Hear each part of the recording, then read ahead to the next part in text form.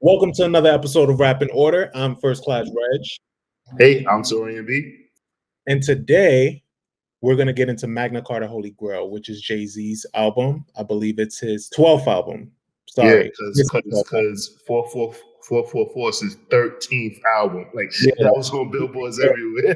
They made sure we knew that. This is his 12th album, which followed Blueprint 3, which came out in 2009, I believe. Got it. So this album gets, I believe it was, when I was going back to it, I feel like it was better received back then when it came out. It came out under a really exclusive deal with Samsung. I remember that. I remember the whole New Rules campaign that Hov was on. All about ownership. This is when he really went into full gear with ownership talk. This album had a lot of features on it, but before we even get into all of that, like, how did you feel about this album when it came out initially? I had a lot of questions about the album because if you remember, he had commercials with Samsung for the album, and he had Rick Rubin sleep on his couch. Him and Timbaland were working together again because a lot of people didn't know this, but Timbaland spoke about it. Jay and Timbaland kind of like fell out because Timbaland wanted to be a part of American Gangster, and he wanted to do all the tracks, and Jay was like, "Nah, I'm gonna do like a collection of producers," and like Timbaland was like, he wasn't feeling that, so Jay was like, "All right, you're gonna have to sit this one out there." Like I think like Timbaland really got beside himself and like pissed Jay off. So on this track, he like kind of like welcomed Timbaland back into the fold. So he had Timbaland, Pharrell, Swiss Beats, in the commercials with him. And like they all were like talking about music and chopping it up and everything like that. So I'm thinking like, oh my God, this is going to be like the best produced album I've ever heard from Jay-Z. And the album was really good. It was a lot of Timbaland's production got used because I think like he just had like, I think he came to the table with the most work ready for Jay. Like it's weird because I don't hate the album, but I just think that Jay wanted to like really press on that, like the things that he was into. So, with Jay, he's always telling you, yo, this is what I drink, this is what I wear, this is what I do. So when he wanted to let us know that he really had a love for art, I think that it went over some people's heads, and then it went over some people's heads. Some people caught it and really got into art, and people that already were aware of art were really happy that he was like shining light on it. So I think it kind of started the renaissance of us like being aware of artists. And some of our friends who are actually artists, I feel like were actually able to like find a space to like do things. Yeah, that's a good point. I really think so. I think a lot of our friends who were artists, like, because like art was kind of like the hip hop world was kind of like entering it, right? Because you think back, I know back like back in like the late 2000s, Dame Dash had his studio downtown, right? And everybody used to go there and like hang out, and like it would be like art shows and stuff like that. But it was kind of like a very small niche in the no thing. But with Jay, and I'm not giving him full credit for this, listeners. I'm just saying that Jay kind of shed light on it, and I think it kind of like made some people feel okay, like asking about art or like just going on a date to a museum and stuff like that. Like this project, well, I'll say for me, it did, right? So that was my like take from it. Like I didn't love it, I didn't hate it, but I knew what he was trying to do with this album. I liked it a lot more than Blueprint 3, I'll tell you that. But I felt like it was too much Timbaland on this album. Too much Timbo. I get that. I think this album did make me come to the realization that Tim and Hov don't have like this like chemistry that I always thought that they did. Like they have it for a few songs, but this album have it for the hit records. Timbo will always be able to give Jay a hit song. Yeah, I'll be honest with you, I'm not even sure. I think I want to hear like an entire album from Timbaland as far as like R&B or pop, and he's proven that already. He's already done that, right? But I don't think I want to hear an entire hip hop album from Timbaland because his production is more so the crossover hits, the hits that's supposed to go on the radio or that you like hear in clubs and stuff like that. And sometimes I don't want a whole album of that. Yeah, I get that. Too much pops, too much bounce. Yeah, mad bounce. Yeah, super chill and like vibey, but like sometimes it doesn't really mesh well. So do you remember around when this album came out, Drake did a Rolling Stone interview, and in his Rolling Stone interview, he was like, that's when Drake actually shunned off doing publication interviews because he said that wasn't supposed to be published, and he was tight because he was kind of speaking off the record. But like he said, he was like, "Oh, it's like Hov can't drop bars these days without at least 4 art references. I would love to collect art at some point, but I think the whole rap art thing is getting kind of corny." And when he said that back then, it was a big deal. But when you look at it now, it's like, holy shit! Like, and he named him. Like that could never go over today. Like the internet would explode. Yeah, man. I remember that, and that was like a big deal. But let me ask you: do you remember the Foxy Brown bar that like caused like a lot of ruckus? Which bar on this album? Yeah, I never put my cock in the fox's box. Oh, console baby.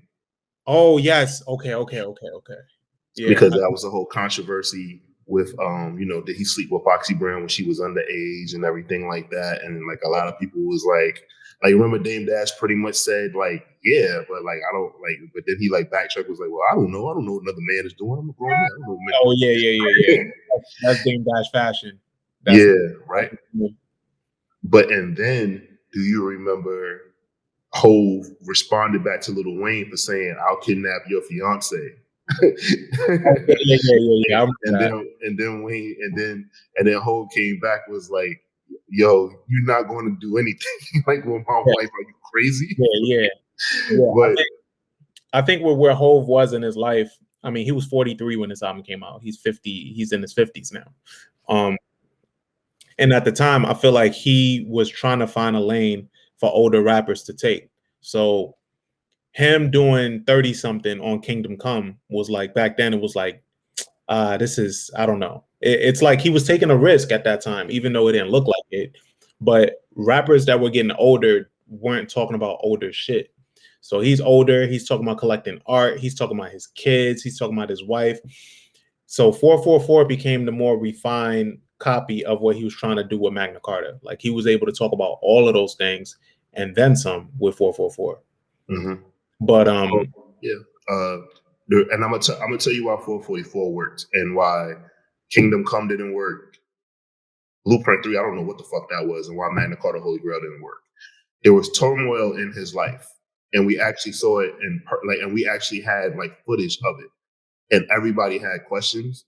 So like that's what works. The reason why Life is Good worked for Nas was because there was turmoil in his life. He was going through a divorce, and it was a very public divorce. So when there's certain things like that, and like they're talking about it, like we can follow it. But when Jay-Z is just casually talking about, what Blue plays with or something like that, it's kind of like, oh, this asshole, like, you know what I'm saying? It's still like keeping them separate. But when somebody's like 444, like he was like a human being, or Magna Carta Holy Grail, he pretty much was letting us know we was all broke. We can't afford none of this art that he's getting. Like Blues toys or like things that like people would probably never let their kids even touch in the house or whatever. Like that, it'll be in our living room where can't nobody go. So I just think that that's why Magna Carta Holy Grail and Kingdom Come didn't fully connect with people, because there was no turmoil in his life. If there was a Beyonce breakup or legal troubles or something like that, it probably would have connected, but it just didn't. And I really thought about that before. Like, all right, what's the difference? Like, why isn't it connected? When Jay-Z is just like rapping and everything in his life is going well, you kind of don't want to hear that shit. Yeah, I mean, well, yeah, I get that. But sometimes it's something that you aspire for. So like you can hear it and it's dope. Mm-hmm. You just hear him kicking fly shit. Like that's always cool to me as a whole fan. Yeah, I appreciate it too, like me as a whole fan. But I know that there's other people, like some of our boys, our homeboys, they hear it and like they just like, man, I want to hear this shit. Yeah, I'm just like, that's a perfect segue to what we got going on for this episode. So I know we have Danny, who feels very strongly about this album. Yes, in the sense that he doesn't feel like it should be revered the way that it was when it dropped. He feels like it's an overrated Hove album, and he just doesn't like it. And Yes. then I believe on the opposite end of that, we have a guest by the name of Skoob. Yes, we have the homie Skoob, Yeah, my shout arch nemesis. out. And he's gonna speak his piece on this album. Do you already know which way he's leaning toward? The Skoob wants to champion this album, like very much so. He feels like this album is very like underrated and not given its flowers. And he also like, he feels like people like Danny just don't like Jay-Z. So this is gonna be a good episode. I can't wait to hear both sides. I am judging this episode, so I will be keeping tabs on these niggas to make sure nobody slips up. But it should be a good one. Without further ado, I present to you Case 139, Magna Carta Holy Grail.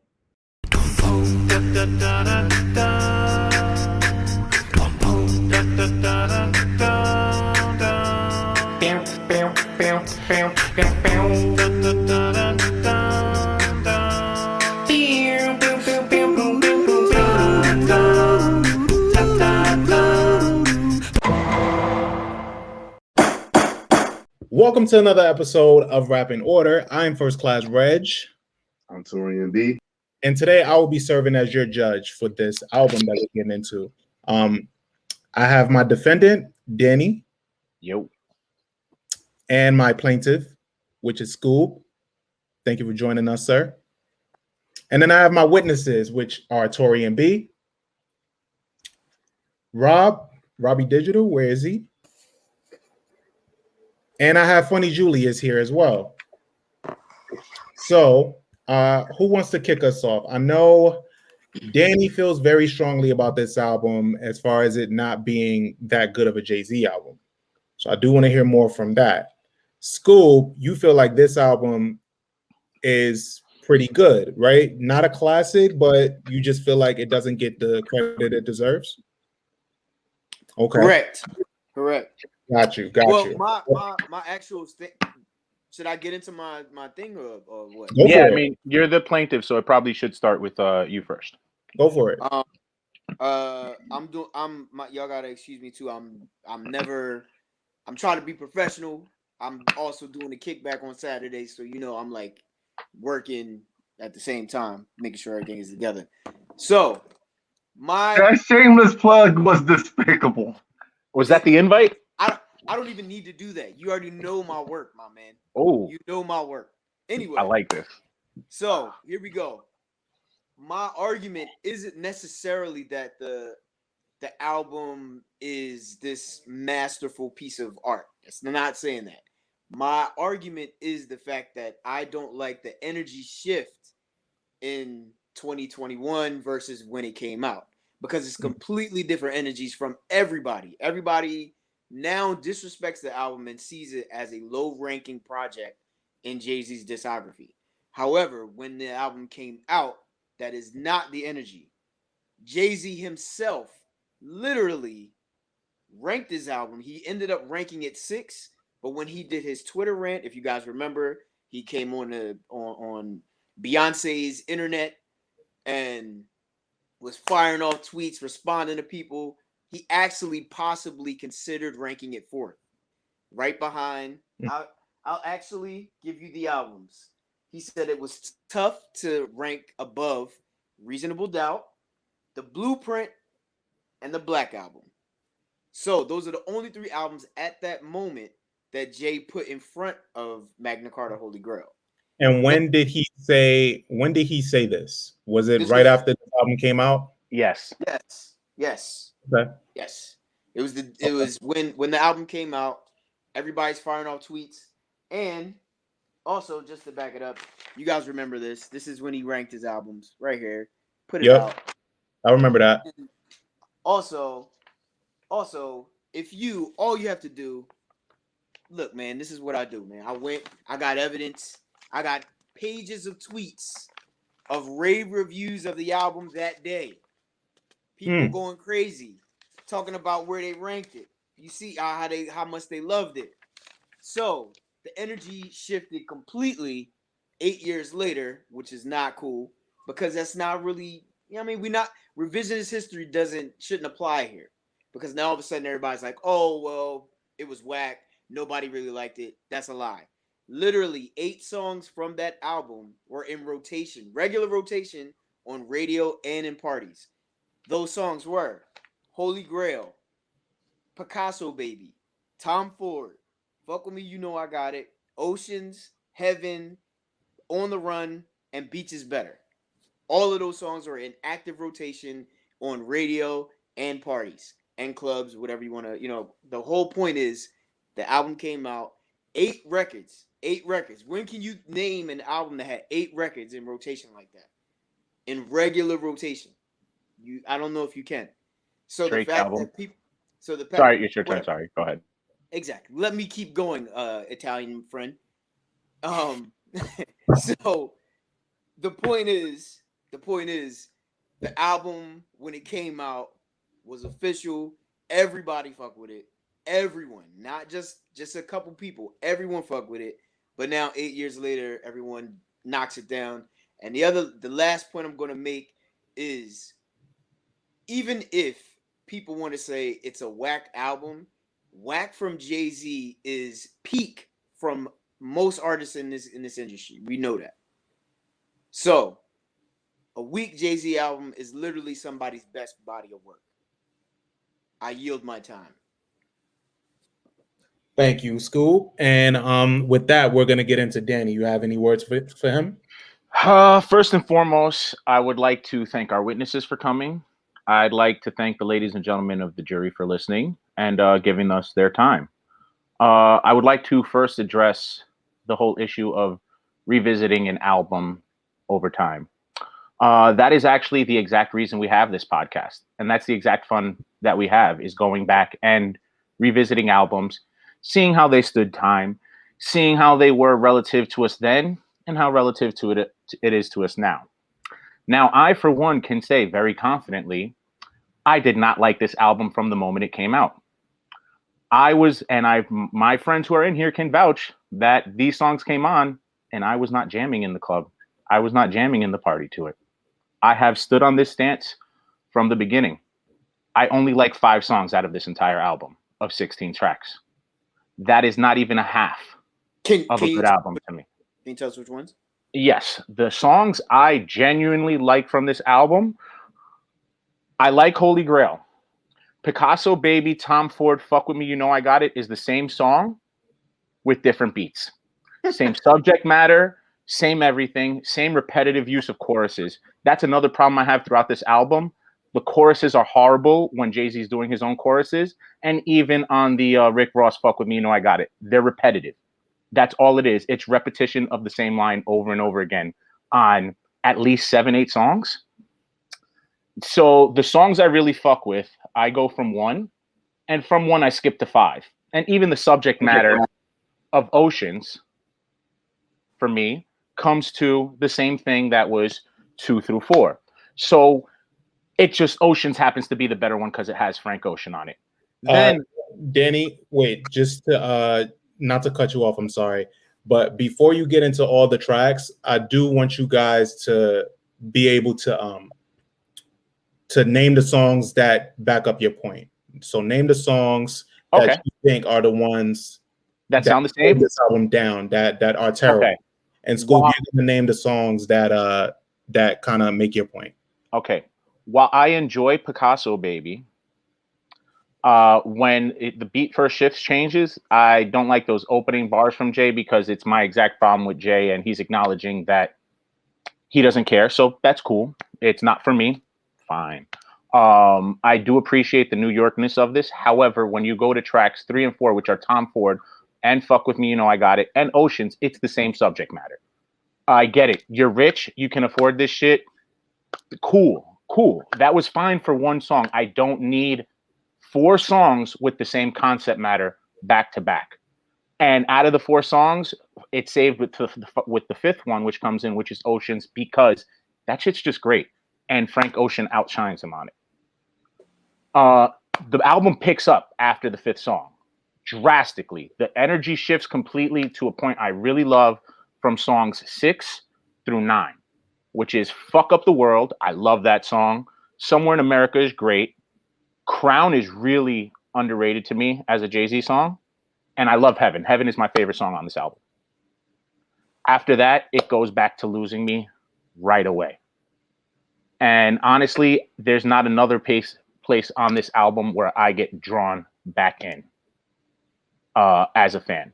And honestly, even the songs I like, there's problems with the beats for me where I find really annoying.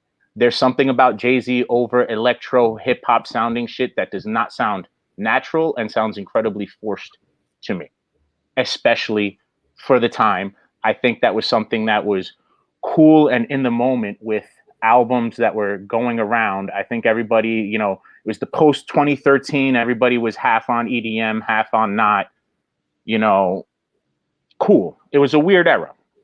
I also feel this album got outshined by many of the other albums that were released that year or the year, or rather the following up. Up, my friend. Like, when it's asked, like when it said even Jay-Z's worst album is better than all these other albums.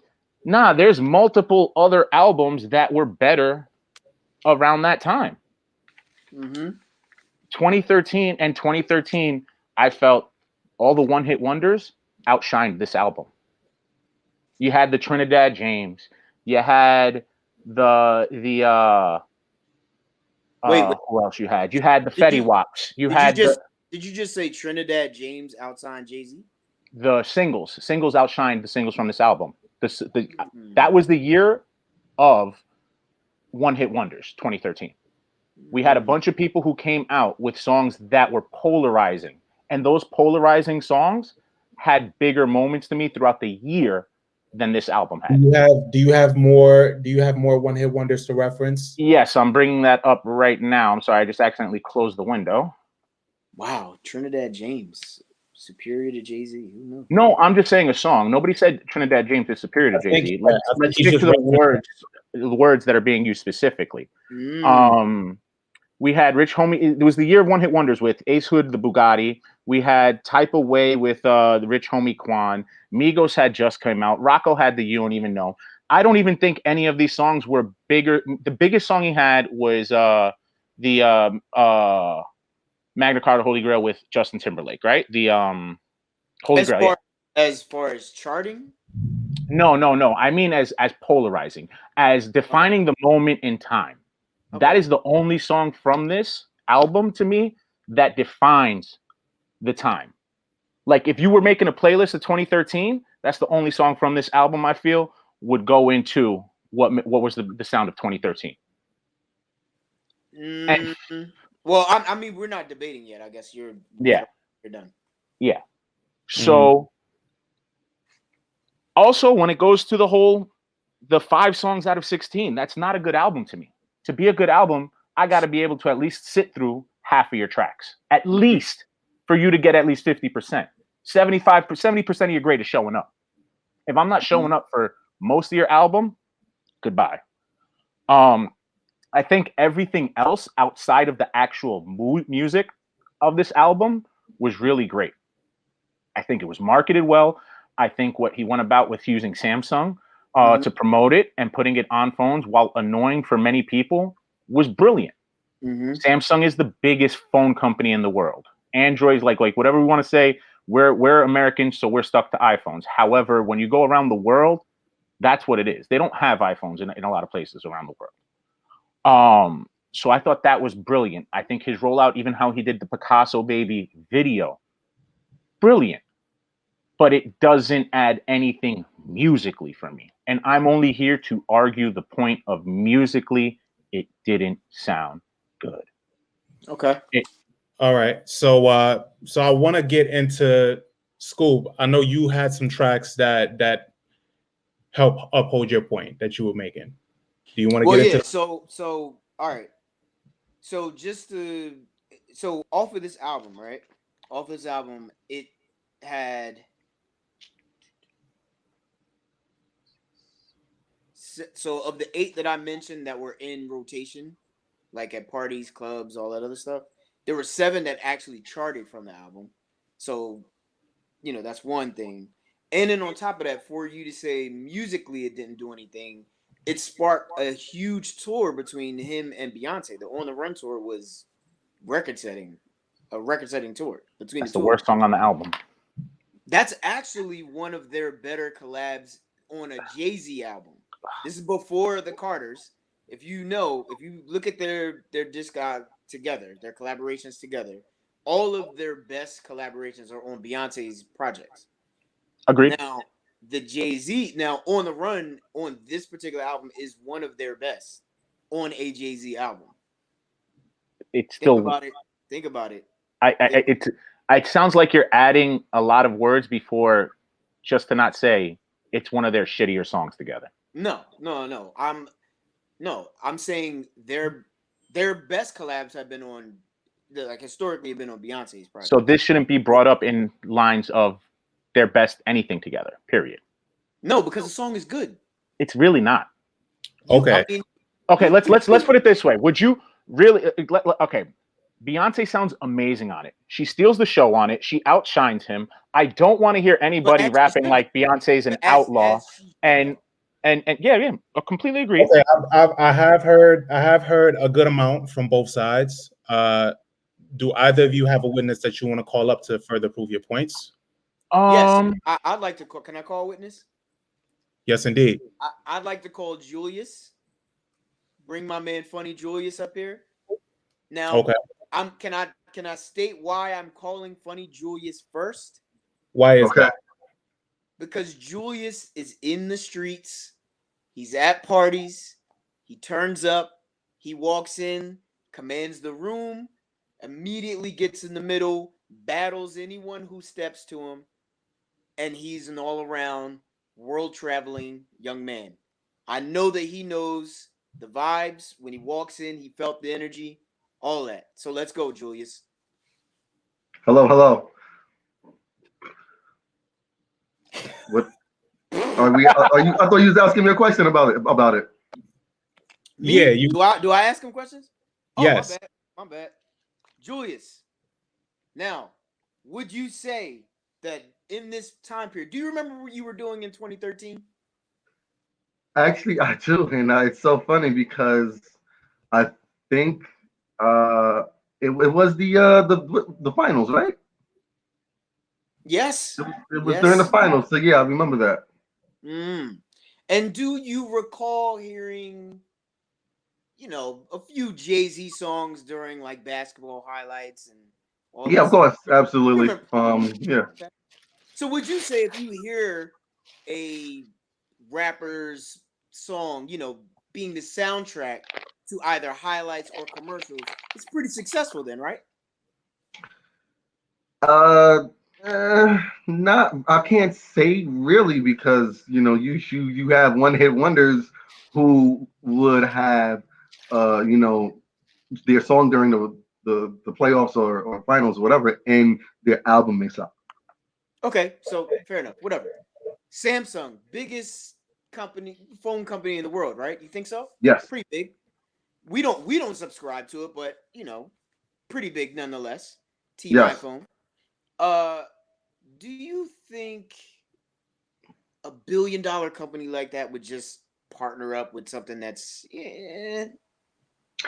Absolutely not. I know with investments, you don't settle for less. So if you're actually, getting stuff out there for someone else, marketing purposes, their name is on the line, So yeah, I would say businesses really, really have to make sure their stuff is good.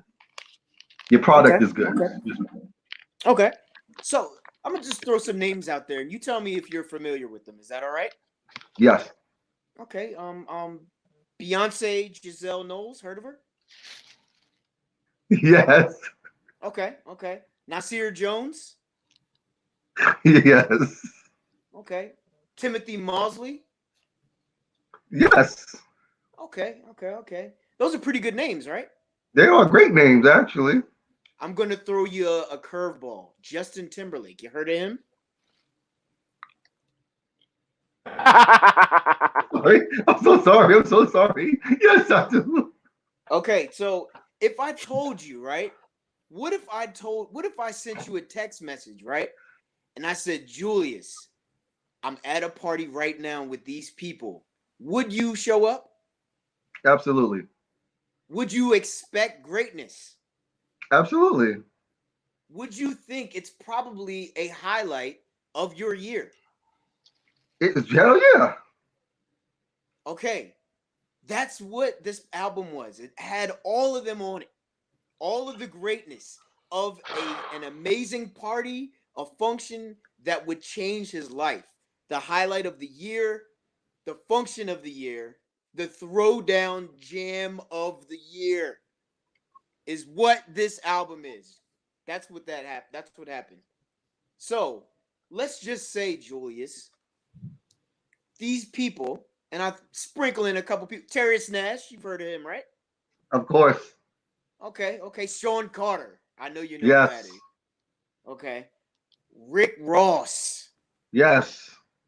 Okay. So let's say we're you see how we're sprinkling the names like Salt Bay? All right. Now let's say I give you 16 run-ins with all of these people together. 16 different interactions for you. That would make your year, right? Yes, of course.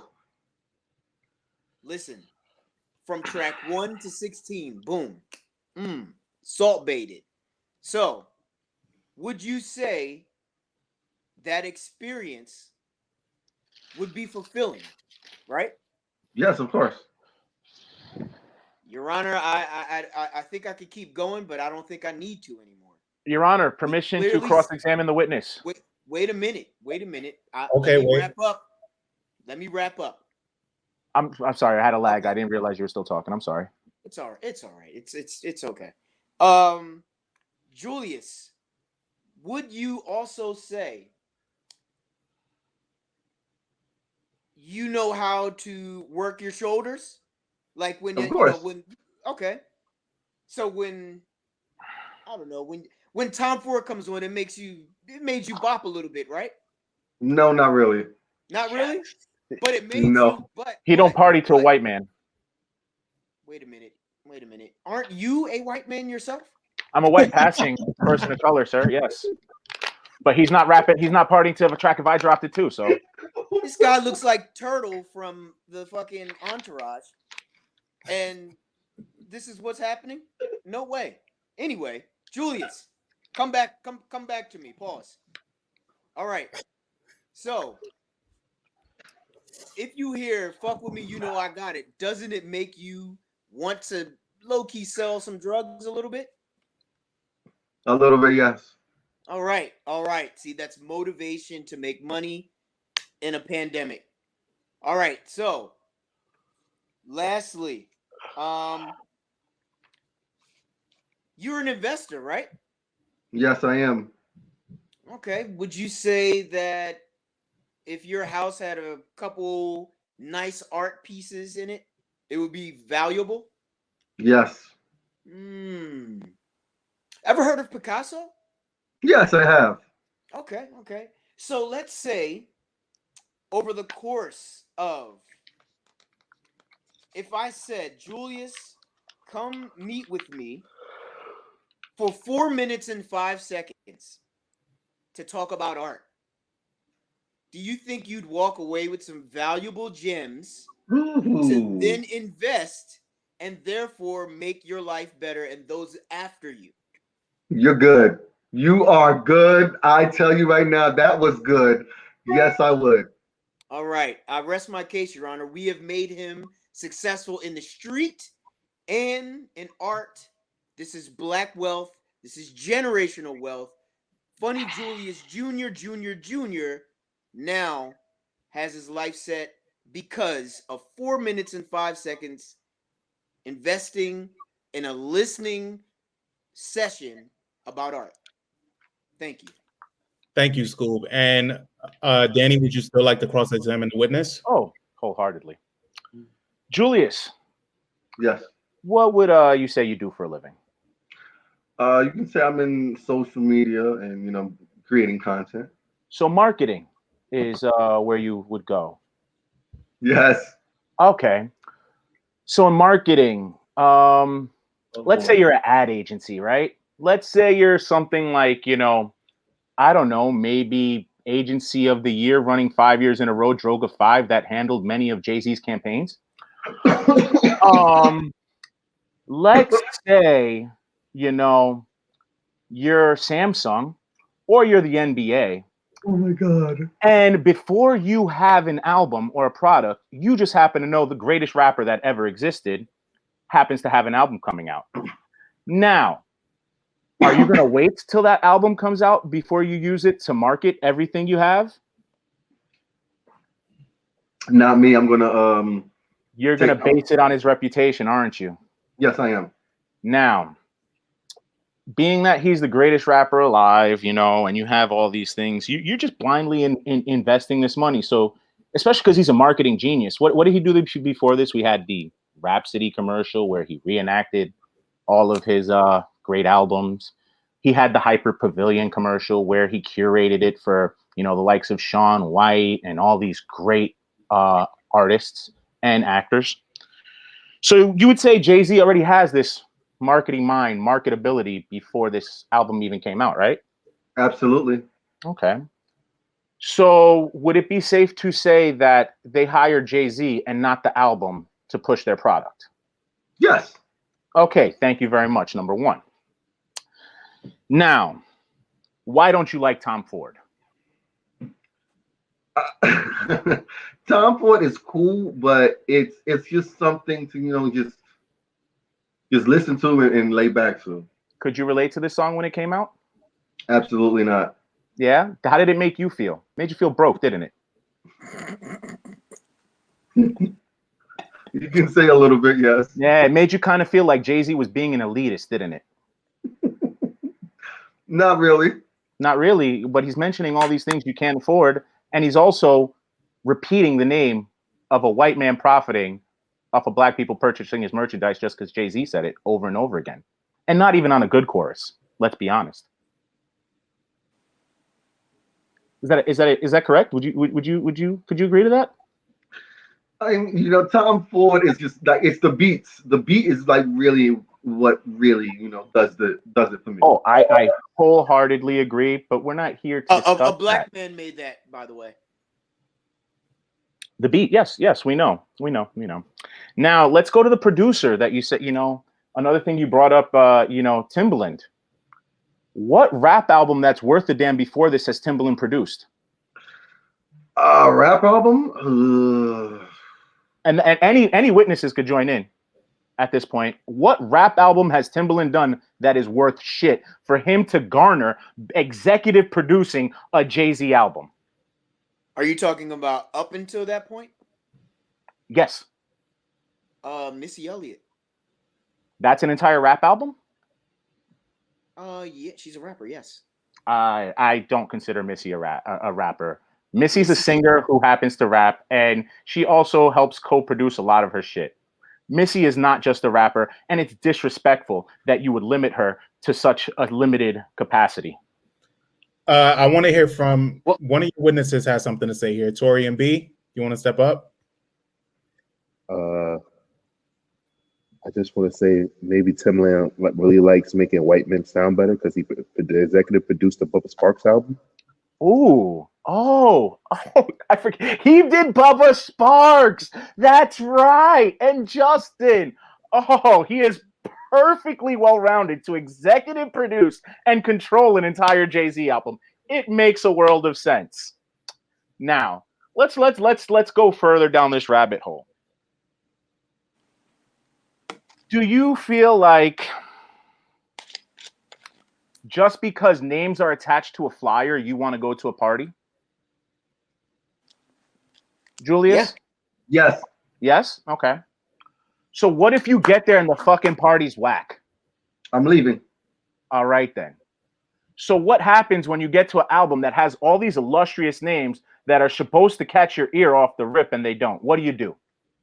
All right. I'm like, I'll be disappointed and I'll just, have to take that L for me. All right. So when you got to this party, were you enjoying the entire party of Magna Carta Holy Grail? No, no. I was. It wasn't. It wasn't when the guests came. I was like, oh, okay. I guess they're. I heard this before, so okay. And I have another question. Do you think that he was up to par with the guest he brought on this album? I think the guest didn't really bring it. I think only he did. The guest. I prefer the guests to some of the guests. Objection, Your Honor. What are you objecting? He's leading the witness. I asked the question. The witness answered. I don't see how it was leading. You led him to the final. Okay, let me rephrase it. Rephrase, please. Would this album even have the little bit of good it has if it didn't have the features?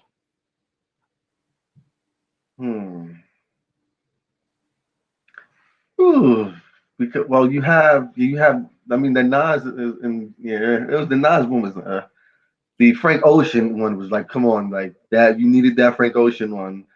The Justin Timberlake one, of course, you needed that one because that was more for, more for radio and like commercial stuff like that. Well, how about this? How about you visit the songs that he's on as a solo act and see how you feel about them? All right. So this is what we can do because I was already prepared for this. Solo songs that he comes with. Picasso Baby, which I love Picasso Baby, but I really feel like Picasso Baby gets lost in the following songs, which is the Tom Ford. Like I really feel like it's too close in subject content to really like to make me feel like it's a transition in the album. Your Honor, can the defendant rehash what he said as I was ejected from the live due to thunderous elements outside that I cannot control? No, I was saying we were going song by song of Jay-Z's solo performances on this and what I like. Personally, for me, Picasso Baby. Objection again. We are talking to the witness. What does the defendant's likes have to do with this? You can't object the judge. The judge is the one who requested this. Well, I do want to know if you have songs from Jay-Z on this album that are solo that you would champion, and which ones are they? Yes, the songs I would champion on this album from Jay-Z that are solo are "Fuck Up the World," "Somewhere in America," and those are the only two solo songs I would champion. I don't count the Travis Scott feature really as a feature either, though. I don't know. It just doesn't feel like a feature to me. Otherwise, I would add that to it. But the only solo Jay-Z songs on this I would champion is "Fuck Up the World" and "Somewhere in America." Picasso Baby is almost there for me, but not quite. And that's literally just because it gets stuck in muck to me. Your Honor, can I speak? Damn.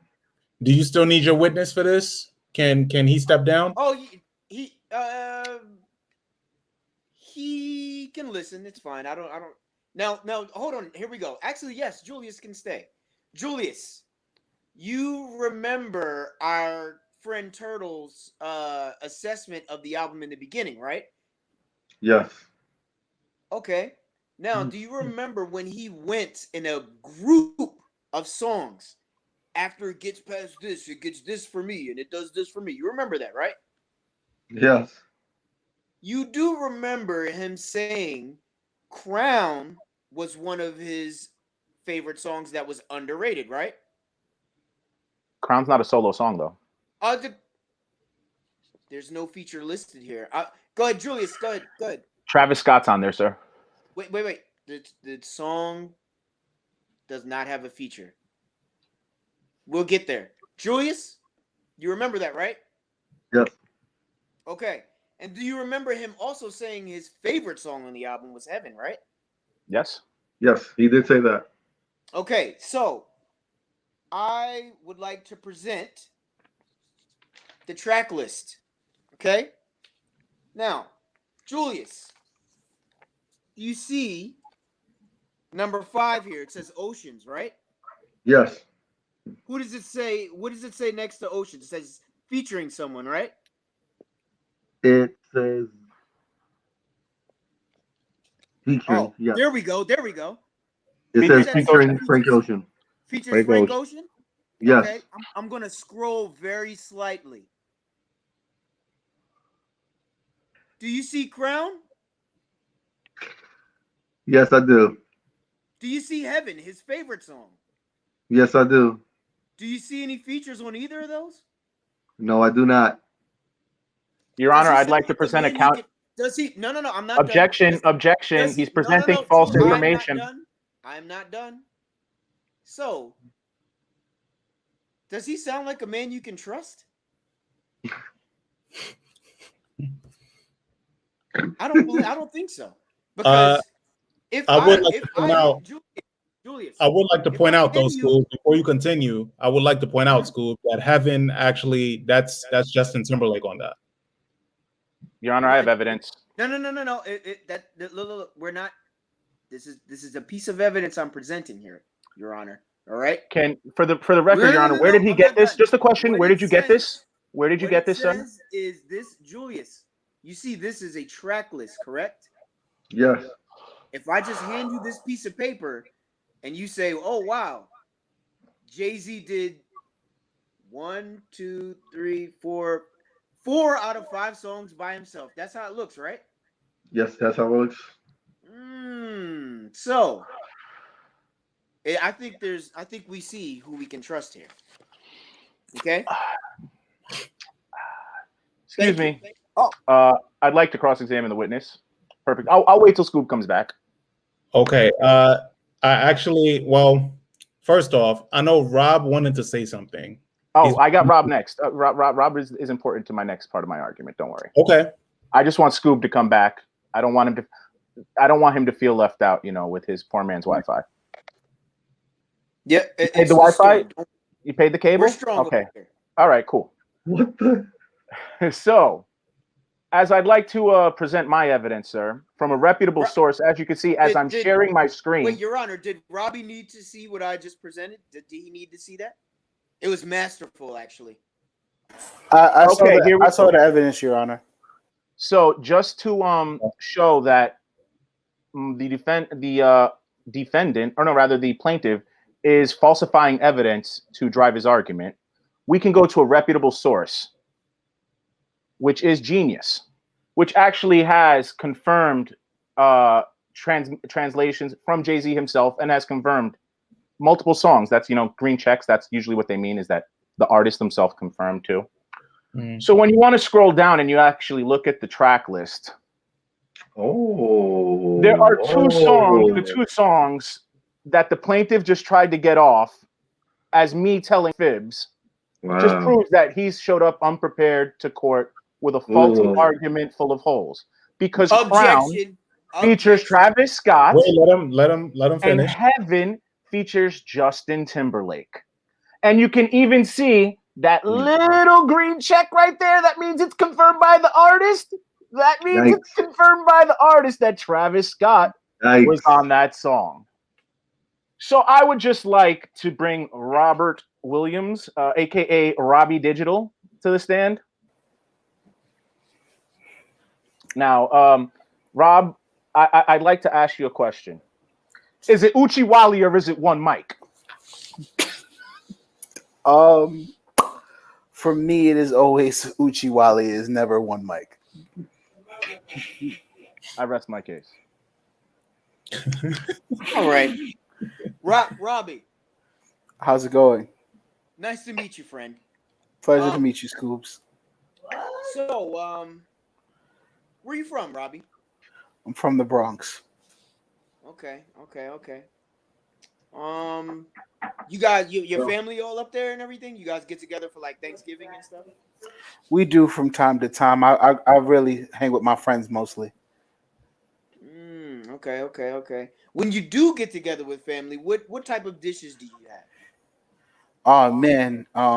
Well, when I hang with my family, which is my friends, we have macaroni and cheese, we have turkey, we have stuffing, we have potato salad, steak, Okay. asparagus. Right. Now, that potato salad, are there raisins in it? No, not at all. Of course not. We don't do that, right? No, we don't. Okay. Do you think Aviles might have raisins in his if he invited you over? Nah, he's had my potato salad, Bobby. No. No. Hey, Whoa, now, whoa, objection. whoa, Defendant whoa. presented a sexual. Whoa. Aviles is actually Puerto Rican, so I know he doesn't put raisins in his potato That's salad. that Dominican shit. All right. Okay. Whoa. Yeah, I said it. Whoa. All right. Okay, Rob. All right. Just a disclaimer for our listeners. Those are the feelings and the thoughts of Daniel Aviles and Daniel Aviles himself. We love Dominicans, and we don't have any discriminative things. Oh, I to love say them. about I them. love them. I just don't fuck with them putting raisins in everything. All right, I just want to make sure that Daniel Aviles is the person who said that. Yeah. I'm anti-raisins, not Dominicans. That sounded really political, didn't it, Robbie? It did, but I mean, yeah. Do you trust politicians? As a political science major, I try to match people with their work and their words. So someone that says I'm anti Dominicans putting raisins in everything, but not anti Dominicans. Sir, this is recorded. That never came out my mouth. Can you have? Let's use Donald Trump for example. Oh, okay. Let's use Donald Trump. Can you have Donald Trump in office for his tax and money savvy, but not the racist? Can you separate those? I cannot separate them. No. So then that means you can't separate Aviles' anti-Dominican stance from the food either, right? Skoob, where are you going with this? Hold on. I got this. I'm proving that Aviles is a man you cannot trust. Okay. Can I counter argue now, Rob? No. We're not done. Robbie and I are. We're not. No. Robbie, how many songs off of the album? Wow. Like is a very strong word. Okay. For me at least. I'll throw some names out and see if you like them. Okay. Okay. All right. Pharrell Williams, you like him? I mean, he's not my favorite producer, but he's okay. What about Swiss Beats? You like him? He's very repetitive in songs. Really not my forte. Your Honor, I don't want to talk to Robbie anymore. Your Honor, permission to cross-examine the witness. Permission granted. All right, Robbie. Yes. How's a Puerto Rican getting compared to Trump when your man's the one over here with fake news, falsifying documents to present in court? That is quite alarming.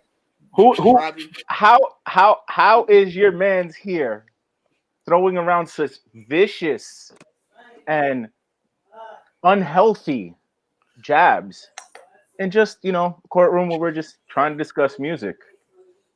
If the argument on music has to get personal, it just seems like he's unprepared to debate what's actually there in the actual content, does it not? I would agree. All right. So we can continue. Also, I wanted to add, does Versus not sound like it could have gotten caught up in that whole blurred lines trial thing when it comes in? And is that not a waste of fucking 8 bars for no reason? It is. Like, I don't know. There's just random, this album I would have appreciated if he cut down to maybe a 6-7 song album. And I think it would be a lot better. I think if you take off BBC, whoa, Nickels and Dimes, Open Letter, Part 2, Versus, Tom Ford, and Fuck With Me, this would have been an amazing album. I mean, then you're left with like an EP. Yes, I think it would have been much better. But I think Dorian. was that not the year that Pusha dropped an EP that was better than this? No, that's the wrong year. Wrong year. My bad. That's that. There again, a man you cannot trust. Again, Okay, so I have a wanna question. hear- Who has a question? I do. What's your question? Um, for the plaintiff. sure. Prior to this album, Kanye West was a collaborative project between Kanye West and Jay-Z, correct? Mm-hmm. Okay. Is Kanye West anywhere on this album? No, actually. As Okay. far as solo projects, what was the next album that Kanye West did? If Jay-Z did Magna Carta or Grail? Where are we going with this? I'm just asking. This dropped around the same time as Yeezus, Oh, he no? went to Yeezus. Yeah. Yeezus. Okay. Yeezus. This Yeezus dropped the same year. Okay. Yes, it did. That's the only questions I had. Okay, So, so around, I have a question for the defendant and the plaintiff. All right. Okay. So when we all talked about the Picasso Baby song, but none of you talked about the video. Mm-hmm. So how did you feel about the video, and what do you think the impact was when the video came out? I wanna get that from Danny. Okay.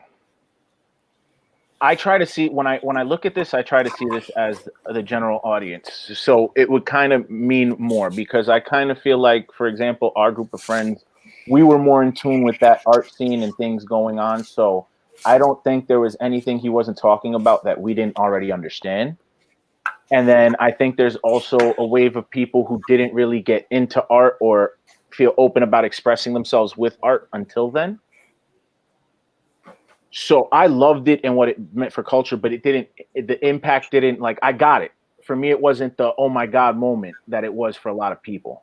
It's dope as fuck, but it's just Jay-Z doing some dope shit, which he's known to do. Like I didn't see it as the mind boggling moment a lot of people saw it as. Okay. And what about you, Skoob? Well, I liked it because you got to remember, first, there's a lot of value in art. A ton of value in art. Jay-Z, if you guys remember his history, he's opened our eyes or minds, if you will, to other things outside of the things that we're used to in the boxes that we're put in as black men. Sorry, Aviles. Hey, no, you're right.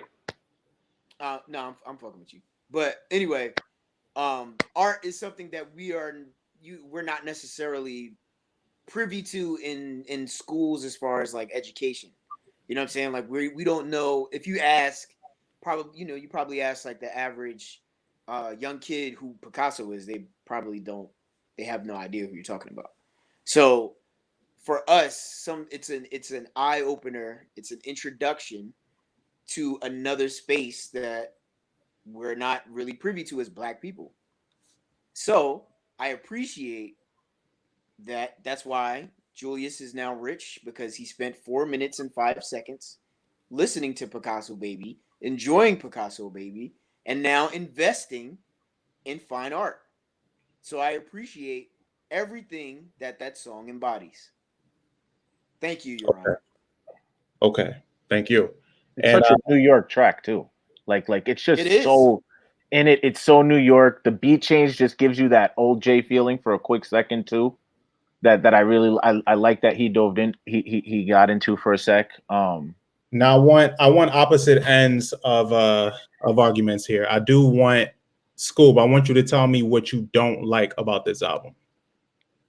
I mean, there are songs that I don't like. The one that definitely sticks out is BBC, because now him and Nas, they went back and forth, and it was cool. But thing about it is Jay-Z and Nas. We still have yet to get that song that we desire from them as a collaborative unit. The closest thing we got was Black Republicans, as far as something that was hard. But even with that, people dissected it. didn't necessarily like Jay-Z's verse or Nas' verse, whatever. Even though Jay-Z does get at a lot of things that were going on, he's talking about the entire beef between him and Dame pretty much throughout his verse. And people I would say it's success, but continue. Okay, Yeah, I success agree. is good too. Success is good too. Success is good too. I would say those are probably neck and neck. There you go. Yeah, success is probably there too. But the point is, the fact that we have to go back and forth and say, you know what I mean? The fact that I say one thing, you're like, all right, yeah, but, and we're still kind of toeing the line with a definitive answer. That's what I mean. Like, we still have yet to get that. Yo, they did boom, and all of us agree with that. You know what I mean? That's what I'm saying. Like, they have yet to satisfy the masses in terms of putting out a record that that everybody loves because they love Jay-Z and Nas. You know what I mean? Mm-hmm. So that's one. I'm not a fan of Nickels and Dimes. I don't really like Nickels and Dimes. Just more so from the way the song sounds. Not necessarily breaking down his lyrics or anything, just the way the song sounds. I don't really care for that. But I mean, other than that, like, I mean, you're just from it. Oh, I don't like the fact that Peach is better than Short. Because that song was you're the second you're getting into it, he pulls it away. So it's like, you know what I mean? Like, you're like, oh shit, I like this, and then the shit is over. So, but that's it though. And Fuck With Me, You Know I Got It that was a Rick Ross song. It's still dope, but everybody knew that was a Ross song. Like, you You heard can it. tell, Yeah, Ross even puts out a version with just him. So, Yeah. LeBron put out a version too. You said what? Y'all remember that? Y'all remember the LeBron version? No, I don't remember that. Oh, I don't think I want to hear that. Yeah, no, you got to. I heard it, so you got to hear it. All right, but yeah, those are my my critiques, if you will. Okay. I think I will say, not to give my opponent any credit, but I will say the Timbaland executive producer thing, more so where that stemmed from was the fact that they had done previous bangers, absolutely, like on Hard Knock Life Volume 2, and they wanted to do a body of work. They wanted to lock in because they had a falling out, and then they came back and was like, yo, we want to get together, and they pieced up and all that, and they wanted to put something together that they thought was special. So that's how we got here. But in Tim's defense, everything that he produced on Hard Knock Life Volume 2 for Jay was a fucking smash. Every single song that he did. So there's that. Okay. Torian wanted to add something. Timbaland executive producing this album and doing the bulk of the production was the worst thing that happened to this album. My opinion, I just had to like chime that in, and I'm gonna tell you why. It's a gift and a curse for Timbaland. Timbaland is great at making crossover records for hip hop artists and making smash hits, right? So every song that's like an out of the park record, when you listen to this album, you're kind of like, all right, I'm tired of Jay-Z being in this bag. So it's kind of like when Jay-Z gets with Timbaland, it's kind of like a braggadocious pocket. Whereas to where Mr. Aviles was talking about, where basically Jay-Z was letting us know that he was rich and we were broke, right? But I'll also say that even though I felt like Timbaland's production was kind of like overwhelming on the album as far as it was too much, the other producers that he did have on the album to me were really good. Now, I heard, Nickels and Dimes was not liked, but I think that was really good production for the first time from hip hop, his frequent A&R. That was really good. The story with the Mike Will song is that they basically purposely wanted to leave the allure of the song. They wanted to have the mystery of it. So like Jay-Z just thought that was cool. And didn't he tease at one point that there was a full version of it? Yeah, there is a full version of it. Like they just think that it's cool. They think it's just cool not to put that out. And yeah. And Robert Digital. No, that's not true. these songs were not. This album was not throwaways from Watch the Throne. That's incorrect, sir. No, there's No, one verse. There's only one verse if at the I time. didn't Hold on. mean There's one right. verse that that Jay has on here that is throwaway from it's the one where he's doing the whole Italian schemes. That's fine, but he said throwaways like all of like it was the Blueprint 2 album. Oh yeah, But that's what I'm no, saying. Like, no, yeah, it's no, not the case. no. That's It not was what just, yeah, one time. that's not what I meant by that statement. Oh, Sorry. okay, well, do a better job of making statements. I will when you're the lawyer. I've never heard a witness talk so much. I just had to chime that in. If certain things not being said, I'll go back to my witness place when I'm called to the stand. That's when I'll talk. You're a shitty stenographer. You know that? Okay.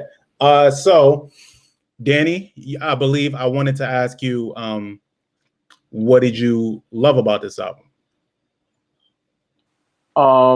The couple songs where he feels more comfortable and he sounds more comfortable, like "Fuck Up the World." I it's something that I hadn't heard like previous to that, because I did not like Blueprint 2. I mean Blueprint 3, and I didn't like parts of Watch the Throne. Okay. So I wasn't really too strong yeah, but and I was like, it was after the American Gangster, so it was weird. But this is the pockets I love to hear Jay in, and I feel like where he sounds more comfortable than when he's just going crazy with flows. Like it always sounds amazing, but when he sounds comfortable in these pockets are definitely where I love to hear Jay-Z at. And I loved everything outside of the album except the cover. The cover is ass, and I'm gonna leave it at that. But but yeah, no. But the way he put it out, the video for Picasso, it was brilliant. It was smart. It like he did exactly what he meant to. His marketing is genius. His partnerships before this were great. Everything he did around the album was beautiful. Like it shows his genius, how he's able to get these corporations to fuck with him, get paid, and show everybody how to get it done too. Okay. All right. I believe I have reached my verdict. So wait, was that closing argument? Sorry. That was his closing argument? No. That wasn't my closing argument. That was me asking him how he feels about it as far as like on a positive note. Oh, so you were did say you were giving us the opposite. Okay. Yes. Yeah. Okay. So so I was giving you the opposite ends of it. Just letting you know, I think I've reached my verdict, but I do want to hear closing arguments. So I would like to start with Skoob first for your closing. All right. So this album was Jay-Z's 12th album in his discography. When he initially ranked it, he ranked it 6. Or actually, I'm sorry, he ranked it possibly 4th on Twitter, then later ranked it 6 in his album, in his discography. Now, for us to go back and then try to knock it down, it doesn't sound like that is honest. Because if he can initially rank it between 4 and 6 in his illustrious discography, that should tell you that the body of work is actually solid. Not to mention, 7 songs charted from the album. That's more than half of the album. I'm sorry, 7, and then there was an 8th that was. I think you said 8, yeah. Yeah, I said 7 charted though. 7 officially charted. 8 were in rotation. Because the way that we rank things in the culture is a little different than Billboard. It's outside of that. You guys know that. So for Jay-Z to, at his 12th album stage, put out an album where 8 songs are actively in radio and parties and clubs is a historical feat. Even if, you know what I mean, because you have to understand, there aren't many artists that could put out 12 albums and have that type of depth and traction for like single records, solo records off of it. Not only that, it sparked a huge tour with his wife. He also had a tour with Justin Timberlake. So these are mega stars in their respective genres and areas of music. So this is a huge accomplishment for somebody with the type of background and in his career. So my thing is, the album can't be trash with all of these things in place. Not to mention the star-studded cast that he had involved in it between producers and artists that collabed on the project. So my thing is, if all of these things are true, it can't be whack. How can it be whack? And not to mention, whack for Jay-Z is the best for 90% of the artists that are in the industry. Lastly, Jay-Z has actually not even probably, he does have the most untouchable catalog in the verses. His catalog is so extensive that he could skip this entire album and never play any songs off of it. Well, we know, okay. Despite, because he wouldn't. Well, he doesn't have to. Now, this is also, like I said, despite having all of those records charting and all the success that the album did have, and the fact that he ranked it 4th initially, dropped it to 6, he doesn't even have to play something. But still, that just shows you how great of an artist he is. Thank you, Your Honor. Thank you. And Danny? Your Honor, this isn't even in his top 12 albums, including collab albums. Top 12? Sir? I can't interrupt. It's not even in the top 12.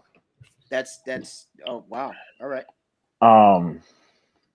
This is one of Jay's weakest showings besides Kingdom Come. I don't think the songs have aged well beat wise. I think a biggest problem with this is production. I think it sounds like he just decided to go get drunk with Timbaland and a bunch of artists, which, like the story we heard that, however, BBC came out that basically it was a drunk night of them all just being in the studio to hang out. And Jay-Z was like, oh, this is too great for us not to make music. And that's a song even was said that would be thrown away on both parts. So I just feel like there's a lot of fat on this album that could have been trimmed down. I think there's definitely songs of quality. You will never find a Jay-Z album that there isn't some songs of quality on. It's just, let's be honest, there's 5 great tracks on this album and the rest are mediocre. And it's not necessarily Jay's fault. It's production on some. At times, the choruses, like I said, too many times, are repeated choruses. It's really stands out a lot. And throughout the album, Jay does something that when we're used to hearing him do this, it's like he rhymes the same word with itself. But usually when he does it, it's double entendres. And a lot of times he does it on this album and it's not a double entendre and it just comes off lazy because it's Jay.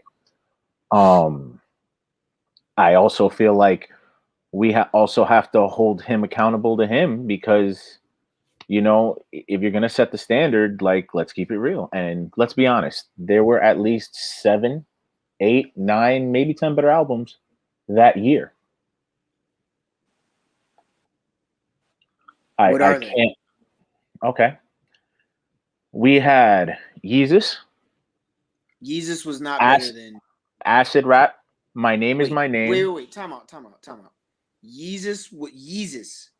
I like Yeezus better than this, and I don't even like Yeezus like that. Continue naming. Continue your list. Acid Rap. My Name Is My Name. Nothing Was the Same. Stay Trippy. ESGN, Freddie Gibbs, Run the Jewels' first project, Wolf by Tyler, the Creator. Self-Made 3 was better than this. The Rich Gang Project is better than this. All right. Nothing was the same was that year. He did say that, Robbie. He said He that. said that. Okay. Like Did you say watching movies with the sound off? watching with the movies with the sound off too. Yeah, but Yeah. all right, whatever. Doesn't matter. Some of those, I feel like you were just naming albums that came out because Yeezus That were is better albums. Yeezus is ass juice. We know that. Let's not do that. I don't like. I ask them. Ask all of them. I don't like Yeezus. You are But I on your like own it with better that than one. this shit. But I like it better than this shit. Easily. Yeezus Yeezus is one of the most. But I mean, you saying that is his worst album, but Yeezus is like that. That album influenced the whole sound. Like that. Like the album was very influential to the way we hear music now. It introduced Travis Scott low key. Between that and Cruel Summer. I mean, I get that you can make that face or whatever like that. It's the same thing as a lot of people not liking 808s and Heartbreaks, but you can't deny like the impact that Yeezus had. It's not different because there's a lot of songs. The argument. Hold on, Rob. I'm not done. Hold on. Let me just make out the point. Like I get that, like Yeezus. No, I'm just saying, everybody.